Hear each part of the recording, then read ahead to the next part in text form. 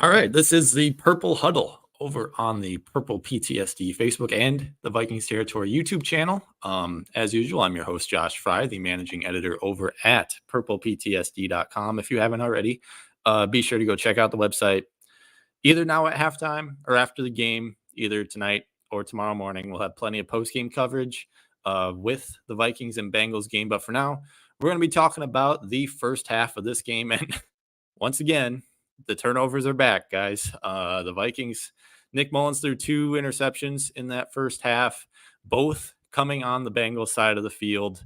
And if those 2 interceptions don't happen, we could be looking at a 3-score game in favor of the Vikings. But luckily, the Vikings will get the ball again to start the second half. So hopefully, third time's a charm, and they can get the ball in the end zone. Right now, they're leading 7-3 at the half. Another really outstanding first half by the Vikings defense. Obviously, that they got a little bit lucky down the stretch of that first half with T. Higgins not being able to haul in that deep pass while being covered by Mekhi Blackman. But at the end of the day, the Vikings defense is playing yet another really solid game. They have now gone at 14 quarters and allowed a single touchdown. So you can't ask for much more out of Brian Flores' unit. Daniil Hunter had a couple sacks again in that first half. So he's up to 15 and a half sacks through the first half for the season. And he is now maxed out all his incentives for the year. I think he's now tied for the league lead again in sacks, if I remember correctly. So yeah, all good vibes on the defensive side of the ball. Ivan Pace playing another really strong game, almost forced a fumble he came about a half a second away from being able to force a fumble, which would have turned the tide to get even further in the Vikings' favor. But yeah, a lot of the problems really are kind of centering on the offensive side of the ball. And honestly, there aren't even really that many problems, if we're being completely honest. Nick Mullins overall, he played a really good first half outside of those 2 interceptions. But again, you can't have those 2 interceptions. But at the end of the day, 12 of 16, 155 passing yards. Can't really complain about that part. It's just those 2 throws, the one on the goal line and then the one where he just threw it into the Bengals defender's lap. Who was it? BJ Hill? I think that's who it was, at least. But yeah, outside of those 2 throws, can't ask for much more out of Nick Mullins. He came up with a couple big third down throws that really got the Vikings moving on some of these drives. It's just, you got to capitalize on them. And in the running department, Ty Chandler has had a really strong first half, I guess. I mean, 11 carries for 42 yards isn't exactly going to light the world on fire by any means, but he's picked up chunk yardage when the Vikings have needed to, especially first down running. He's done a really great job of putting the Vikings in great position on those second and shorts. But I do have a little bit of a bone to pick with how the Vikings have executed on those second downs. In those downs, at least in my opinion, they feel like perfect opportunities to take a shot downfield. And instead, the Vikings have decided to just make short throws, hand the ball off to Ty Chandler, pick up a couple yards. And more often than not, they're putting themselves in position to get those first downs. But I mean, second and short, second and 2, second and 1, those aren't situations in my mind where you play safe football. I mean, I get it. Nick Mullins is making his first start of the season. He's probably a little bit rusty. But I mean, like I said, he's throwing the ball pretty dang well in that first half. So I feel like those second downs, so second and short, you got Jordan Addison, you got Justin Jefferson, you got TJ Hawkinson. Those 3 guys are able to make plays down the field.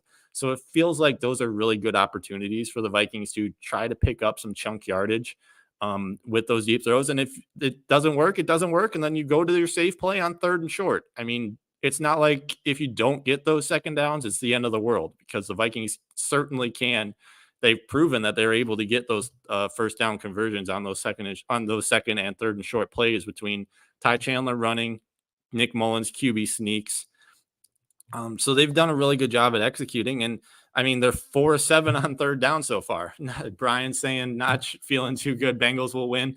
Yeah, I mean, if Nick Mullins keeps throwing interceptions on the opposing side of the field, then yeah, the Vikings probably aren't gonna fare too well in the second half. But I mean, with the way this defense is showing up right now, like the Bengals are 2 for 7 on third down. They've only got 100 total yards.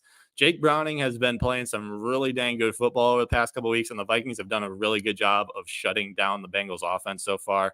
Again, got a little bit lucky towards the end of that first half, but in the end, if this is the way the Vikings defense is going to play, they're going to be able to stay in any game that they play for the rest of the season. I don't care who the opponent is because they've been able to. When do we see? Brian's asking, when do we see Hall? I don't think we see Hall today.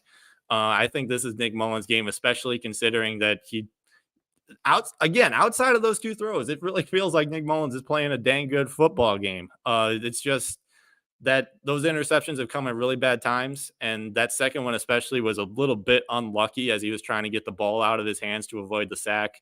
Obviously, you don't want to take the sack in that situation with the Vikings having a chance to kick a field goal and go up by a full touchdown. Um, but at the end of the day, you can't make that. One more turnover, I think have to yank him.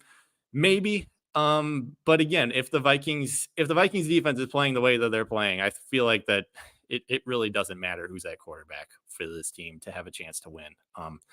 But yeah, overall, the first half could have been a lot better. But it also feels like the Vikings they put themselves in a position that they're going to be competitive in this game. They've got the early lead. They get the ball out of the second half.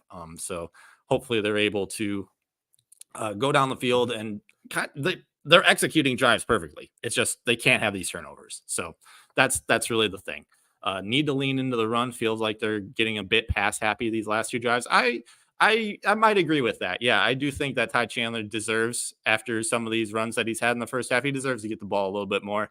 I know their goal was to get him about 15, 20 carries in this game, and he's right on pace for that at least. He's at 11 carries for the first half. So I mean, it definitely comes down to some situations here and there where they definitely could run the ball a little bit more. But again, he's putting them in position in those second down, third down situations where they have opportunities to take those shots with the football, and just doesn't feel like that they're able to. They've been doing that too much in the first half. So hopefully we see a little bit more aggressive football. I might lean the opposite way. I feel like they might want to throw the ball downfield a little bit more in the second half, and it does. There is a reason that the Vikings have had success on the ground, and it's Reeder going down in that first quarter with that injury, and maybe that opens up an opportunity for Ty Chandler to run a ball a little bit more. Oh, what's this one? They'll score a touchdown first drive in the second half. Sparky, I love the optimism. I love it. That's why I love interacting with you guys. Bring some hope to the chat, and hopefully the Vikings do come out in the second half and score a touchdown, take command of this game, and we can go back to Minnesota with a dub. Because right now, you look at the rest of the NFC, there's a couple big games in this NFC conference this weekend that could very well determine if the Vikings are going to make the playoffs this season. You got Detroit playing against Denver later on tonight, who have won 6 of their past 7 games. And if Detroit doesn't win that game and the Vikings win today, we've all of a sudden got a 1-game lead in the NFC North for Detroit. And those two teams are facing off at US Bank Stadium next weekend on Christmas Eve. And if the Vikings can pull this out and then pull out next week, all of a sudden they're looking at a situation where they could be in first place in the NFC North. If the Lions lose tonight, that's a big if. That's a big if they lose at home. As the game has gone on, it seems like the pass performance from Mullins has gone downhill. I think that they are passing too much, and they need to give the linemen a bit of a break from pass pressures, run it a bit more. Yeah, that's fair. That's fair even. I think, again, those early downs, I'm fine with running the ball. If Ty Chandler puts them in a situation where it is second or third and short, I I'm honestly fine with them just using Mullins and throwing the ball downfield, because he's shown that he can do it, and he's not playing a bad game. It's just some of these weird fluky situations where obviously I'm gonna put that first interception fully on him, and that second one he's got to get the ball out a little bit quicker. But at the end of the day, I think Mullins is playing a fine football game so far, and I think given what he's done on those third and longs where he's had to make a play, he's gone out and done it. Colleen, Skull Vikings at the Minnesota Wild game right now. Let's go Wild. Let's go Wild. Hopefully they pull out a win today as well. But yeah, hopefully both Minnesota teams are able to pull out victories today. Second half's about to get started here. So I'm going to let you guys go and get back into the game, watch the final 30 minutes of this one. hopefully the Vikings take control. And yeah, we have our 8th win on hand. As usual, I'm Josh Fry. Go check out purpleptsd.com. After the game, we'll have plenty of post-game coverage tonight, tomorrow morning, throughout the week. And then we'll start previewing a Christmas Eve matchup, NFC North matchup with the Detroit Lions. Have a great afternoon, everybody, in school.